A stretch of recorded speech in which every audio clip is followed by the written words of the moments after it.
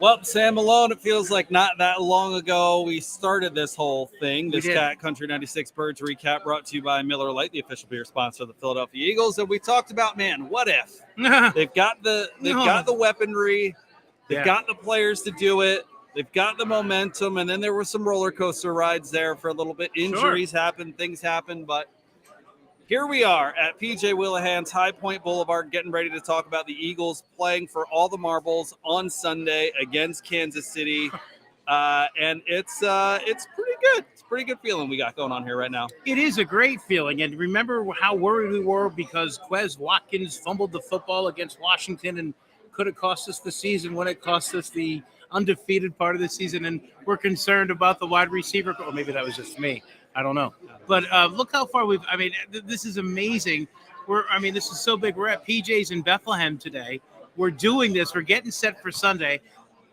I want it to be kickoff right now, as we were last time we were talking. It's like, come on, let's do it now and now. The weird thing about this game is, obviously we're diehard Bird fans, but, I can't sit here right now 2 days before the game and say, oh, I hate Andy Reid. Oh, I can't stand Andy Reid. I still admire the guy. My opinion, we wouldn't be here without Andy Reid's time in Philadelphia. So obviously we want to win. But you're not going into that game saying, "Oh my gosh, I get." That's just my feeling of it anyway. Yeah, I'm with you on that, but I can see the other side of the coin, and I can see the argument that people make about, his history with time management and some of the decisions. Look, you go back and watch the fourth quarter of that Super Bowl in Jacksonville against New England in 2004, 2003, 2004. Yeah. And just watch them just run the clock dry. They had the chances. They had the opportunity. There was no hustle. Yeah. We've seen Andy throughout his career have some issues with clock management, timeouts, and things of that nature. So I think a lot of people look on me, myself, I'm with you. I look at it as Andy helped really put in a foundation for the Jeffrey Lurie era of the Philadelphia Eagles. That being said, when you get so close and you're not the last one dancing so many times, I can understand that there's a lot of people that get upset with that. And then for him to go to Kansas City, even though it happened after the Eagles got their Super Bowl, to go to Kansas City and win one, I can kind of understand both sides of the coin. We'll see who gets their second one on Sunday as the Eagles and Chiefs get set to take place. Oh my gosh! In Super Bowl 57. How are you so calm? How are you so calm not, right now? I'll be honest with you. I'll be honest. On last week, I felt very calm because it was kind of like, the tide hadn't come in yet with after the NFC Championship game. There's time. It was about Monday afternoon when it felt like out of nowhere, it just hit like, okay, it's game week. Like the game is this week. We're ready to go. So since then, as I sit and talk about it, as we're here at PJ's in Bethlehem, and it's on the screens all around us. That starts to rev the engine a little bit. Now that it's Friday and the weekend's just around the corner, I'm definitely in a position of let's just kick this dang thing off already. Well, I initially, it's funny because talking about the weekend, it starts at 6:30 or 6:27, whatever. So I initially took off on Monday. Then I thought to myself, I really have this feeling that I'm going to need to be at work on Monday because we're going to win this darn thing. I want to be part of a Lehigh Valley fun Monday morning after the Eagles win the Super Bowl and just be part of this whole thing because, man, talk about, hitting it when it hit for you. I think that's when it hit for me is like, I know exactly what you're saying, that right around that part. And, man, I am just so pumped. I'm so ready to go right now. And it's just great to see. And I just want to throw this. So many locals in the Valley, whether it be boards or a lot of buildings and places of employment letting up in the Eagles green and white. I just think that is absolutely awesome. And good job, everyone who took part in doing that to their buildings or businesses. I love seeing that. Yeah, it's very fun. We are in on the fun as well. Yes. Thanks to our friends at Miller Lite here with the Cat Country 96 Birds recap, brought to you by Miller Lite, the official beer sponsor of the Philadelphia Eagles. We have got some swag to dish out, some Miller Lite koozies. Oh, show the shirt. We got the shirt. We got one more to go. I love it. One more to go on the way to victory in Arizona. So we're also registering you to win a Dallas Goedert signed jersey here. Nice to see a Dallas make it to the Super Bowl this year. I still love that. So your chance to register to win down here and do that. So come on out, PJ's High Point Boulevard here in Bethlehem. Let's jump into the game a little bit, Sam. Yes. I've got to say, I'm very fascinated with some of the predictions, particularly from Eagles fans in the Lehigh Valley. Okay. That think this game is going to be like a blowout. That the Eagles just have it in the bag. Yeah, I don't get it. I'm interested in your perspective, where you think Kansas City has their advantages, and just your general idea of how you think the game is going to play out. Kansas City, where they have their advantages first. If this was a normal day, I would say, Patrick Mahomes is obviously healthy. He's the better quarterback. But with Mahomes not as healthy right now, I don't know if he's actually the better quarterback. So if he were healthy, I would say Mahomes will have the advantage. But at this point, I'm not sure if I'm going to go there. Running game, I'm going Philly as well. But what I have to do on the offensive side, I have to give it to the tight end. As much as I love what Dallas Goedert has done this year, Dallas has just had another amazing year. Even by missing a couple games this year, he was just simply amazing. But you have to give a little bit of the edge to Travis Kelce. Obviously, Pro Bowl tight end, Super Bowl winning tight end, a great tight end. So I give the tight ends probably a little bit of an advantage in Kansas City than on our end. And so I get, listen, if you're one of those people, and I'm all about it, you build up front, you win at the line of scrimmage, you do all those things. I just think that there's some things that people are just overlooking about this game. So a lot of people have mentioned the Super Bowl a couple of years ago between Kansas City and Tampa Bay. It's funny. I just had Andrea try to get that sunlight for us there. Oh, it's right in my eyes. Here, can you stand up and actually turn it? Yes. Let me try it. Can we give it like a 45-degree pivot? Yeah. There we go. Oh, that's excellent. A lot of people going back to that Tampa Bay Kansas City Super Bowl from a few years ago and what that defensive line did to Patrick Mahomes and the Kansas City Chiefs. Fair, rightfully so. That's what you want to do to get Patrick Mahomes off his game. Right. They were a banged up offensive line, a shell of an offensive line. They've got Creed Humphrey, who you could argue might be the second best center in football behind Jason Kelce, Orlando Brown. They're much more shored up on that offensive line than they were in that game. Andrew Wiley against Hassan Reddick, I think, is a matchup that a lot of people are salivating over. As Eagles fans, I get it. I understand. So, you know how many times Patrick Mahomes has been a starting quarterback and lost the game by double digits? I'm saying this because I'm hearing 31-17. I'm hearing 38-10, like games that aren't even close. Yeah. So that Super Bowl was 31-9. Okay. Against Tampa Bay. Right. He lost 2 games in October of 2021 by more than 10 points. He hasn't lost a game by more than 1 score since then. All right. So you factor that in. Listen, I completely agree that I think if roster for roster, the Eagles have a better roster top to bottom. Right. But I just don't know that I'm buying into the idea that this Kansas City Chiefs team is just going to get rolled over. No, Look back at the game they played last year. Patrick Mahomes, if I give you his numbers, 24 for 30, 278. Again, this is at Lincoln Financial Field. It's a different defense, a 29 sack defense versus a 70-plus sack defense they have now. 24 for 30 for 278. Pedestrian numbers. 5 touchdowns in that game. Now, they have Tyreek Hill. They have a lot of different advantages that they had last year that they don't have this year. But it's just to say that I think people think that, especially because Tyreek Hill's not there and that really deep element of the equation isn't there for Kansas City, that their ability to score against a good defense won't be as great. Patrick Mahomes can. One of the things I've said time and time again this year is the Eagles can get killed with 1,000 butter knives if they don't shore up what they're doing on defense, if they don't make changes when they have to. Patrick Mahomes this year has been a great quarterback at taking what's in front of him. How do you, going on Mahomes, how do you defend, not necessarily the scrambling part of Mahomes, he's a great quarterback. How do you defend the little flicker passes? You really can't do that. There's obviously a way, but that's where if the Eagles defensive line and the Eagles can contain him somewhat, those little flicker passes, especially inside like the 8-yard line, the 7, when he gets really close to the goal line. And to go back to your point, that's where you can't say the Eagles are going to, if you're picking the Eagles to win, picking them to win by double digits is kind of, think about it, what Mahomes can do by himself. Yeah. He's got a lot of talent around him, of course, but But just those little, they drive me nuts.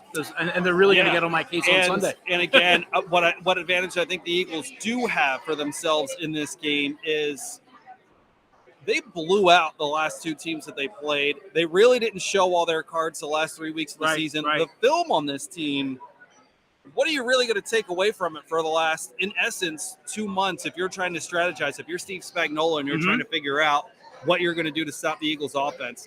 How much can you really take away from the last 6 weeks from what they've done? Flip that to the other side. Jonathan Gannon's defense has been so great up front. First of all, that's the way that you win, in my opinion, is being dominant up front. But sure enough, tackling. You didn't have Avonte Maddox when the defense looked, sometimes you didn't have C.J. Gardner-Johnson when the defense looked, at some points. They do. I get it. I understand that we're going to get the full onslaught of what this Philadelphia Eagles team is. Just doesn't make me feel like you can just rule out Patrick Mahomes and what they can do on the offensive side of the ball. Absolutely not. You can't. If you've seen any, Chiefs games the past couple of years, now the good thing is the Chiefs are not playing in Kansas City right now, where they are an incredible team in Kansas City. Obviously, it's a neutral site, but no, you can't. Don't assume you're going to roll over. And the same thing for the Chiefs as well. I don't think there's obviously a couple fans out there thinking that the Chiefs are going to roll all over the Eagles.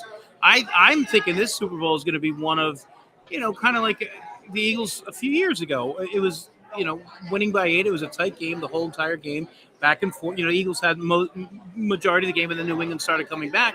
But I think it's going to be, maybe even a game similar to last year, where it comes down to I'm talking about the Super Bowl last year, where it comes down to the final possession. And, it's up for Joe Burrow to make a play. It might come down something as simple as this. So any kind of blowaway on either side of the football, or either team, I should say, I don't see that happening at all. I mean, 4 points. What is it now? 1.5? 1.5. Yeah. At this Eagles point, are a 1.5 favorite. I mean, I can see it going 4. One of them winning, Birds winning by 4, of course, Birds. So we'll see. Yeah, it's just fascinating how many people I think really see this game as not even so much, just not even close. Like, it's not going to be a competitive game to me. I could see a situation where the Eagles win by 10. Okay. But I don't see it just say, let's kick our feet back and go run out to Broad Street and get ready for a parade. No. I just don't see that as a situation for this game. So it is the Cat Country 96 Birds Recap. We are brought to you by Miller Lite, the official beer sponsor of the Philadelphia Eagles. Again, come on out and join us. We're here at PJ's High Point Boulevard in Bethlehem. We've got some Miller Lite swag. Yes, we do. We're dishing out today, so come on out for your shot to win it. T-shirts, koozies. We've got a signed Dallas Goedert jersey that we're going to be giving away as well, so you can come on down and get registered for that. So we've kind of taken a look at the offense. And there's a Miller Lite logo right there. Cue. Look at this. That's wonderful. Perfect. Thank you, sir. I love it. So we're going to take a look now at the defense, how Kansas City might want to line up and try to beat this Eagles offense. I hearken back to that Bears game. I really think the Bears put the template out there and said, we're going to crowd the line of scrimmage. Right. We're going to make you think. We're going to make you beat us with pressure. And I think that's what the 49ers did really well in the beginning of the game last week, or 2 weeks ago. It felt like for the 49ers, the air just got taken out of the balloon. It did. That game. Yeah, and defensively, the Eagles were then just able to run the football all over that really good defense, and that's what happened. Yep. Pressure is going to be there. Spags is a guy who isn't afraid to get after you a little bit. They're going to have their opportunities in man-to-man defense. Right. Just a little bit of what do you think is the key to the game that the Eagles are going to need in order to win this game on Sunday from the offensive side of the ball? All right, offensive side first. I think it's very important with the Chiefs defense for the Eagles to have now this may sound crazy. You're thinking, wait a minute, it's the Super Bowl. You can't do this. You play Boston Scott a lot more than you have all season because, in my opinion, Boston is a better out of the backfield. Jalen's going to have to dump a couple balls with the pressure. Boston Scott is a better, I don't want to say a better, but Boston Scott can catch the ball and he can really make something happen with Jalen having to throw because of the Kansas City pressure. I think that's going to be big. I think it's going to be big for maybe you keep a tight end in and you go to your backup tight end a couple plays on these pressure situations. I think that's going to be big where if, Kansas City keeps bringing pressure, which they will, you can't just have Jalen rolling out throwing a deep ball, trying to make a play, trying to scramble. You have to have a Boston Scott, or it's obvious, Miles Sanders, but also like your running back, Skinny Gainwell, needs to have and be prepared to have a big game as well. I think the Eagles' offensive backfield, my opinion, of the 3 running backs are going to make or break this game. I really do. Yeah, I think I'll agree with that because part of that obviously ties directly into the offensive line dominating at the line of scrimmage. Right. For me, I think the difference in the game is I don't know how exactly to put my finger on it. Okay. But when there's teams that want to get up and they want to blitz, and that means they have to go man-to-man, Devontae Smith has just been so great at going up and getting the football. We saw it against San Francisco. Now, that was a drop, well, sure, but it counts on the stat line. Didn't Right. change anything. Right. He did it against Washington in the beginning of the season. We've just seen him go and make some plays. The key for me is I think when there are points in time when the Eagles offense is moving the ball but not getting those big plays, it just feels like Devontae to me is going to be the one that makes those big kind of flip the field kind of plays for the Eagles. Whether those are touchdowns or not, doesn't matter. Just those big chunk yard plays. Right. The other key for me, I think, is, and we've seen the Eagles throw in a couple of wrinkles here and there, they get into those 3rd and short, 4th and 1 situations where they crowd the line of scrimmage. They're getting ready to show you that they're going to go for those quarterback sneaks. We've seen some wrinkles off of that. We have. Plays. Yep. Plays going to the outside. One against the Giants, I think we saw. There is a young secondary there in Kansas City that I could see looking at those plays and thinking, okay, we're just going to not take a play off, but you kind of know what's coming. They're going to crowd the line of scrimmage. What are they going to do? Okay. There is a wrinkle in there where I see a pop pass where both teams kind of are crowded the line of scrimmage. And one of those, whether it's Goddard, it's Calcaterra, one of those big guys up front is going to sit there and give you the 1, 2, 3, go, hold a block for a second and go. And I just have a feeling that that's going to be a game-changing play in this game, whether it's at the goal line, whether it's on a 4th and short, a 3rd and short. If the Eagles are doing their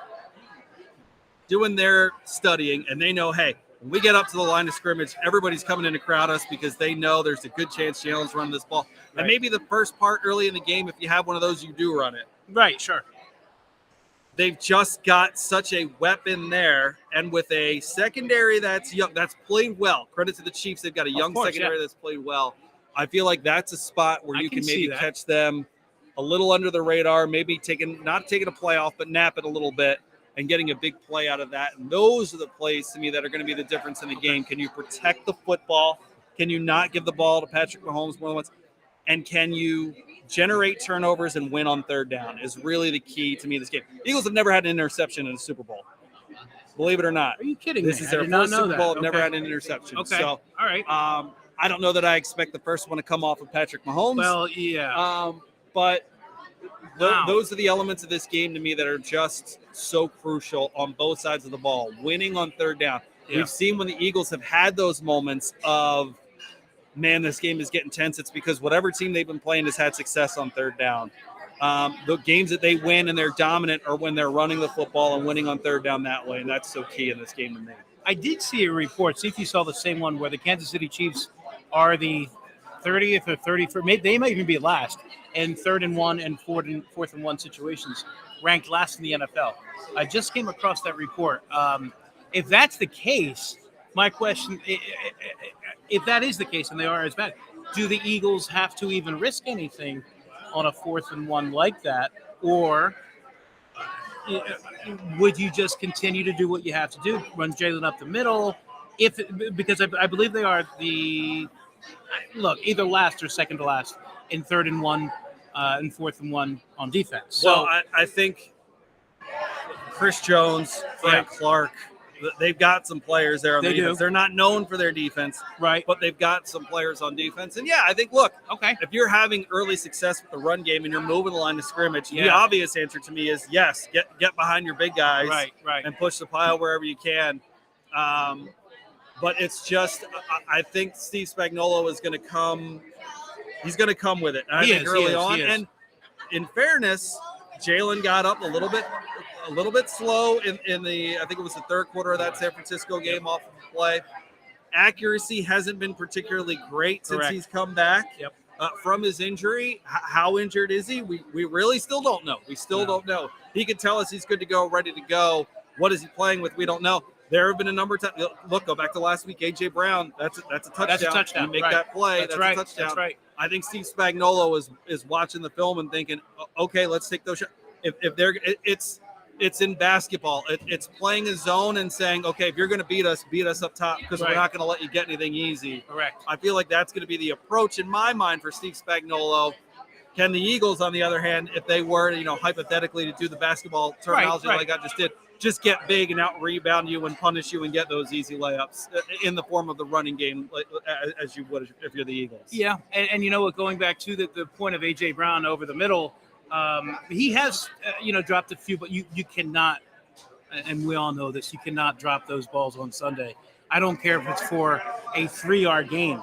You cannot drop those balls. You got to catch those balls. You can't, and same for Jalen. You can't overthrow AJ Brown by 3 yards or 3 feet. You got to have these. This is Super Bowl. This is the biggest game. I come back to a little bit of what Kansas City did against a really good Bengals offense last week. And Trent McDuffie, I know, did it a couple of times. L'Jarius Sneed is cleared concussion protocol, so he's going to be good to go. They'll take some chances. If they feel like they see something they recognize, they take some chances. You mentioned A.J. Brown. I mentioned Devontae Smith. Yeah. When you're coming up to the line of scrimmage and you're trying to get pressure on the quarterback, if you can hold those blocks for just a little bit and make those secondary guys keep their eyes in the backfield for just a second, the chance at a play picking on a young secondary that's already – look, go back and watch. They did a superb job against Cincinnati last week, 2 weeks ago in the AFC Championship game of getting up on routes, knocking things down, particularly things coming over the middle. What that means to me is that their eyes are in the backfield and that they've got the chance to get, play big, make dumb decisions. Dumb things can happen. And so I think the Eagles might have their opportunities there. And again, if you're Steve Spagnuolo and you've been watching the way Jalen Hurts has been throwing the ball lately, maybe you say, we'll live with that. Look, if they're going to beat us, make them beat us that way, and that be the result of the game. So you're the Eagles. You win the coin toss. What are you doing? Defer. Are you? They've just been a much better second. They've come out in the second half so well, making their adjustments.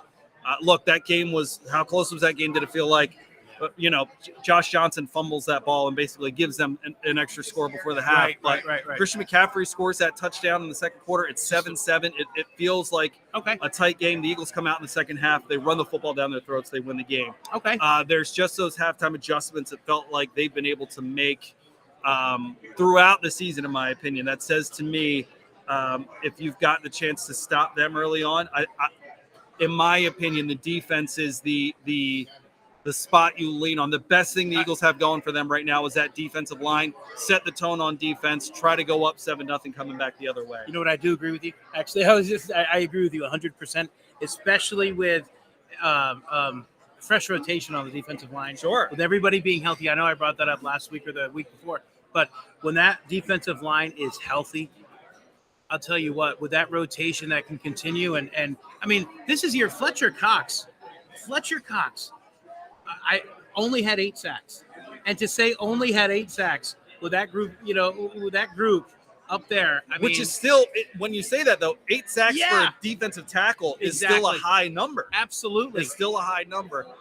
The other effect is the halftime show. It's a longer halftime. Look, if I'm, I would rather, I don't want to discredit, I don't want to discredit defensive play, but there's how do I say, a lot more wrinkles you can do on offense if your offense is having a lot of success.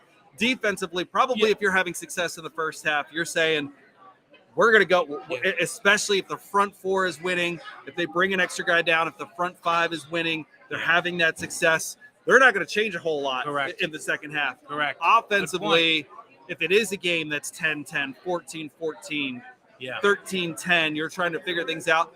I just think a longer halftime gives you a lot more of a time as an offensive play caller to say, okay, what do you like? What don't you like? What do you think had success out there? What are they showing you? Right. I just feel like offensively trying to put pieces of the puzzle together, it's just a little more on the offensive side to do that than it is on the defensive side.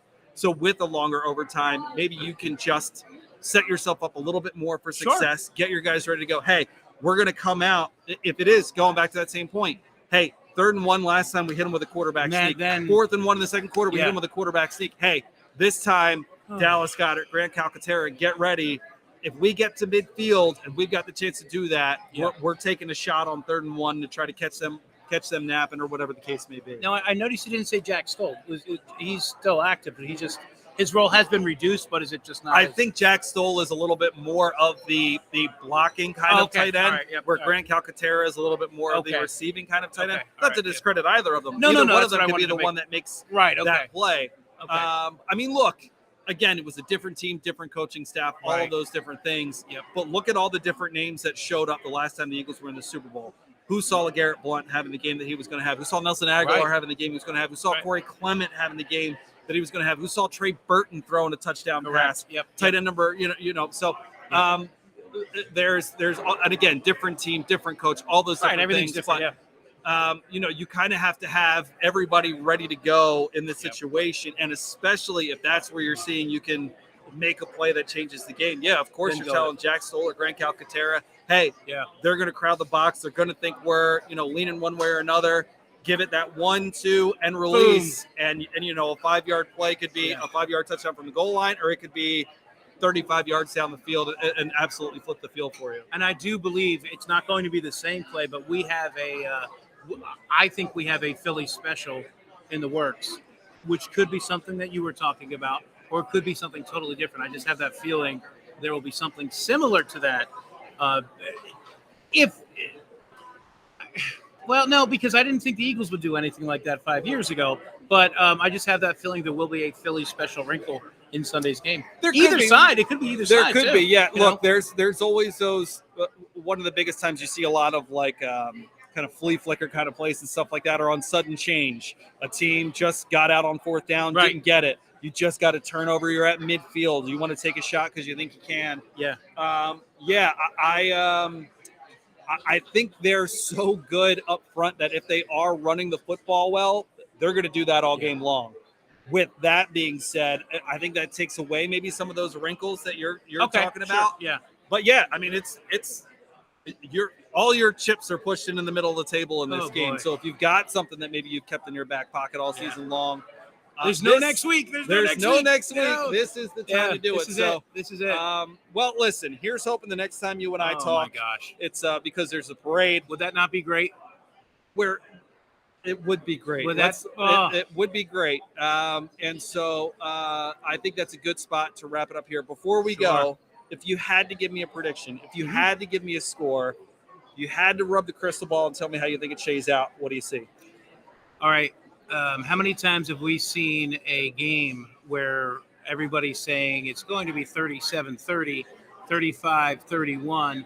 I think it's going to be a lower scoring game, and I do think the defenses will really hit this. I see a 24-20 game, Philly.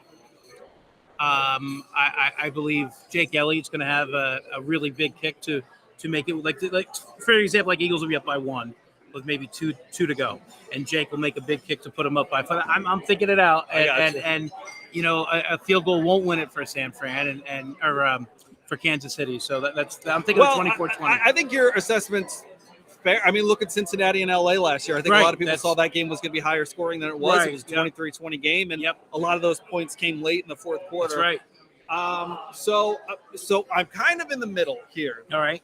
I do see that the Eagles, I think, have the better roster, have the better team. Sure. I agree.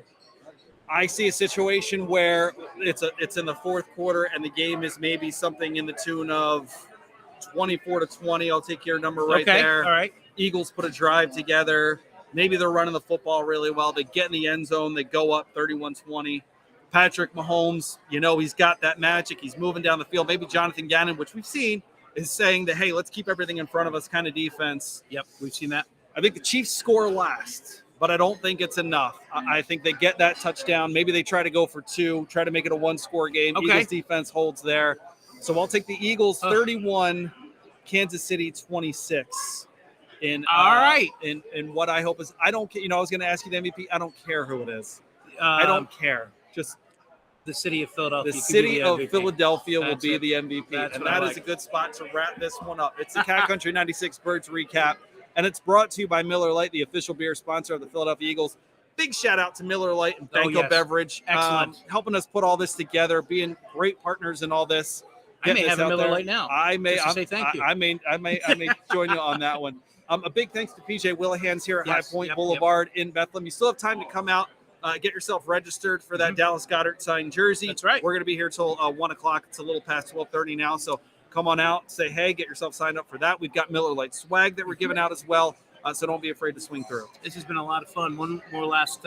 You told me the Eagles have never picked off, had an interception. Do you know they've never worn anything but green in their Super Bowls? Every Super Bowl.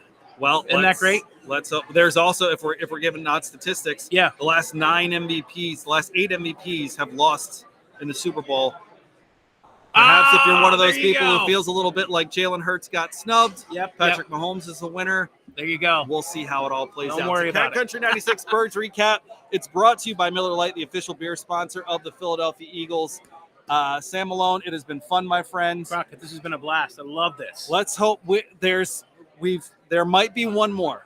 There might be one more after this, and hopefully it's part of a big old celebration that we'll be bringing you. So big thanks to Banco Beverage and PJ's once again here at High